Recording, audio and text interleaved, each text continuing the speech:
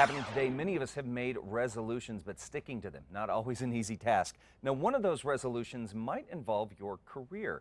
Joe Mercandante is here on behalf of Robert Half, our employment agency here in Albuquerque. So, Joe, first let's define what we mean by career resolutions. Well, you know, professionals will typically, and anybody really, will typically do New Year's resolutions.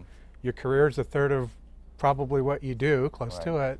It's probably important to do some resolutions, take some time to reflect where you've been, where you want to go, how you can achieve those goals, and map out a plan. Okay, so let's start with someone that maybe already has a job, they want to further it, they want to advance it.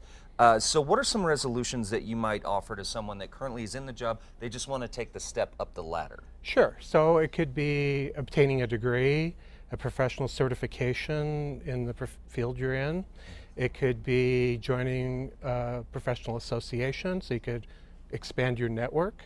It could be reading different materials in your industry so that it broadens your sphere of sort of influence, and you can gauge things and think about things a little bit differently. Okay. Yeah. Now, if say we're either looking for a job or we say, you know, we want to do something completely different. So if we are a job seeker and looking for new employment, what would you recommend to boost that career and help us with that resolution? Sure. Well, you got to commit some time to do it, right? And then maybe boost up your social media account so that it really brands you in terms of what your expertise is.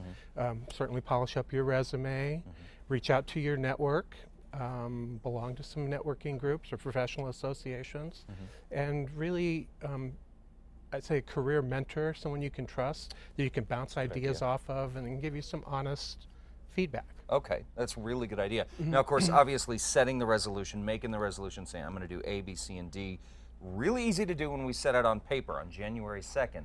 Come February 2nd, March 2nd, how can we stick to those resolutions? Well, having them written down, having them in front of you so that you can review them regularly. Life happens, so they need to be somewhat flexible. You might have to reassess and recalibrate and approach your long-term goal from a different angle. A different perspective. Yeah, okay. yeah.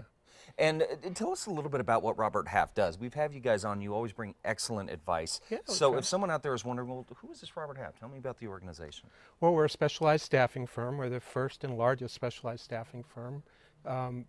We have multiple divisions that specialize. So we have our account temps division that does temp and temp to hire for accounting, bookkeeping, and finance professionals. The division that I run, Robert Half, does direct hire placement for accounting and finance professionals. Office team, you've had Lisa in here. I think she's on the calendar for another week here. Sure.